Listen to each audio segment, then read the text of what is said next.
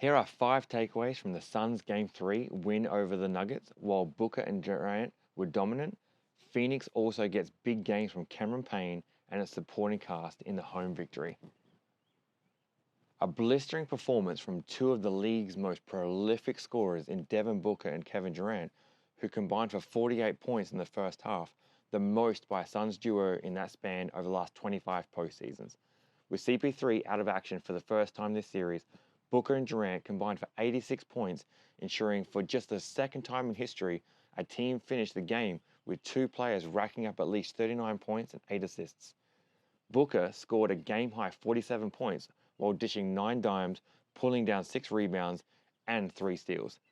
This is the third time Booker matched his postseason career high in scoring. Booker now leads the NBA in the playoffs with 6 30-point outings and a trio of 40-point nights, averaging almost 37 points in the postseason. Durant managed to finish with 39 points, despite a shaky shooting night by supplementing his total with 14 from 16 from the free throw line. NBA teams now own a record of 54-12 all time when one player scores 40 or more and another player chips in 30 in the same game. Here are 5 takeaways from Game 3 of the Western Conference semifinals. Number 1, the supporting cast delivers.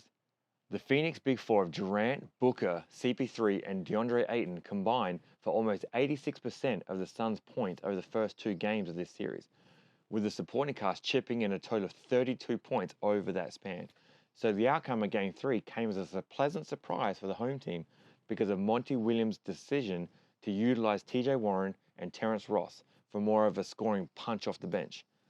Phoenix's reserves only outscored Denver's by 2 points, and Warren led that way with 7 points. Warren was 2 for 4 in the fourth quarter for 5 points, including a 23-foot footer with 2.5 remaining, which gave the Suns an 8-point lead. The Suns are now 2-1 in this postseason when the bench contributes 22 points or more. Number 2, Phoenix looked faster without CP3. Cameron Payne pushed the pace for the Suns as a replacement for Paul in the starting lineup and managed to hold down turnovers with only 1 in the game, as Phoenix stormed to a 15-point lead at intermission. Cameron Payne admitted that CP3 might score more efficiently in the mid-range, but he would be bringing a more of a boost of speed to the Suns' starting group. CP3 agreed that he would be able to give him a quick start, dishing 3 assists in the opening half to go with 4 points, while Book scored 14 of the team's first 21 points to start the game. The Suns entered Game 3 ranked 10th among the 16 teams which advanced to the postseason in game pace. Payne took over last season's starting duties for Paul in 2021, leading Phoenix to wins in Game 1 and Game 2 as he averaged 20 points and 9 assists, while knocking down 50% of his shots from the field.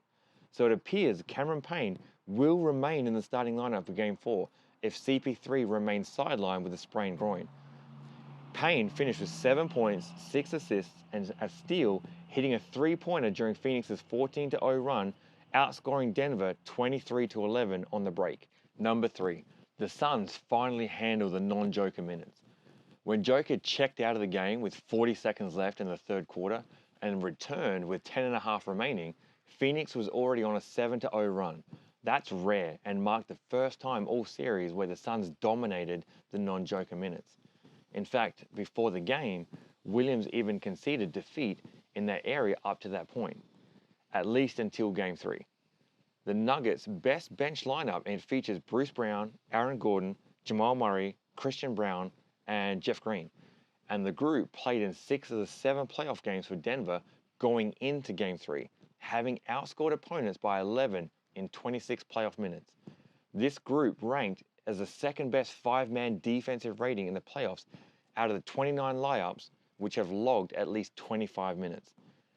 Opponents shoot just 35% against that lineup going into Game 3, and the Nuggets outscored teams by 34 points in 82 minutes when Joker was playing off the court.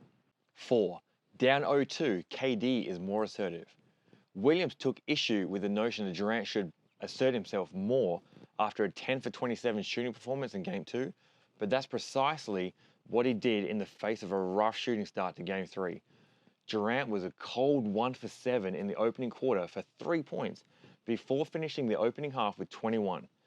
Despite all the early misfires, Durant never stopped letting them fly, which was encouraging considering the lack of the Suns' contributions outside of Booker, and Ayton virtually just disappeared offensively. Durant became the first player in NBA history to score 39 points or more, to go with 9 rebounds and 8 assists with no turnovers in a playoff outing.